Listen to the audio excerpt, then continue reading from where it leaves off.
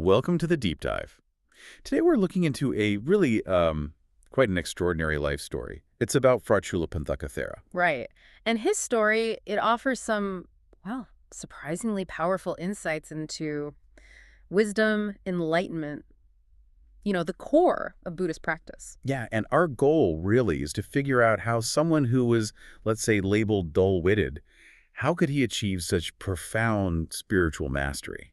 Exactly. What can we actually learn from his path, especially when we feel limited ourselves, What are the practical takeaways? So let's start at the beginning. His struggles were pretty significant right after he ordained. Oh, absolutely. For 4 whole months, he couldn't memorize just one simple verse. It was a 4-line verse praising the Buddha's radiance, something like a fragrant lotus. Just 4 lines, wow. Yeah, 4 lines. He just couldn't make it stick in his mind. And his brother, from Mahapanthaka, he was the elder one. That's right. And he got, incredibly frustrated. Eventually, he told Culapanthaka he was basically unfortunate in the Dharma. Oof, that's harsh. Dismissed him. Pretty much. Even excluded him from a really important meal invitation. You can imagine, Phra Cūḻapanthaka felt profound sadness, despair even. He decided he was going to disrobe, leave the monkhood entirely. That level of despair, it's hard to picture. But then things changed quite dramatically. They did. This is the pivotal moment. As he's walking away, just heartbroken, near the monastery gate, the Buddha himself appears. A direct intervention. Yes. He finds him crying and asks this incredibly direct, compassionate question. Something like, you didn't ordain for your brother, did you? You ordained for the Tathagata, so why not come to me? Such a powerful personal invitation. So what did the Buddha teach him then? Someone who struggled with memorization. Well, this is where you see the Buddha's real genius, adapting the teaching, no complex tests, no verses. Okay. He gave Phra Cūḻapanthaka a clean white piece of cloth, simple as that, and told him to just rub it. Just rub a cloth. Rub the cloth and repeat a mantra, Rajaharanam, Rajaharanam, which means dust-removing cloth. Rajaharanship, dust-removing cloth. Exactly. It wasn't intellectual. It was direct, physical, focused work. So he's just rubbing this white cloth over and over, it seems. Almost too simple, doesn't it? It does on the surface. But think about what happens. As he keeps rubbing that clean white cloth. It gets dirty. Right. It gets soiled, discolored. It looks like an old rag eventually.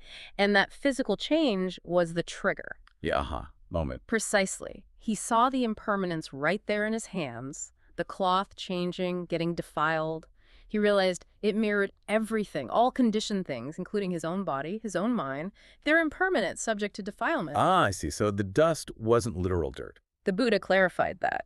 He explained the dust represents the mental defilements, greed, hatred, delusion, things that cloud the mind. And through just watching this cloth change, this simple observation. And meditating on it, focusing on that impermanence, he attained arahantship, complete liberation. Plus, the 4 analytical knowledges, this deep, intuitive grasp of the Dharma. That's quite a transformation. Yeah. From not being able to memorize 4 lines to arahantship. It's incredible. And the story doesn't stop there. He then demonstrates his mastery in this really dramatic fashion. The 1,000 replicas. Yes. He uses Maidli, mind-made power. He creates 1,000 identical versions of himself. Wow. Why? Well, a messenger came to fetch him for that meal he was originally excluded from, and he couldn't tell which one was the real Phra Cūḻapanthaka. It was this undeniable display of his attained power. So it confirmed his transformation. Absolutely. And the Buddha recognized him specifically for this skill, Manamaiti, and also Jyotiviva, which is about mastery over mental states, mental transformation. So his journey really highlights something important, doesn't it? That deep wisdom, what's called bhavanamaya panya. Right. Wisdom born from practice, from cultivation. It's not just about book learning or, conventional smarts. Not at all. And there's that layer about his caste karma possibly contributing to his initial difficulty. But the key is he transcended it. So how does this challenge our usual ideas about learning? It shows the Buddha's incredible skill in tailoring the teaching. He saw that for Culapanthaka, the struggle itself could be the path. Direct engagement, simple focus, not intellectual analysis, was the key for him. Finding the profound in the mundane, really. Exactly. That's a huge lesson. Insights aren't just in scriptures. They can be right there in rubbing a cloth, washing dishes, walking.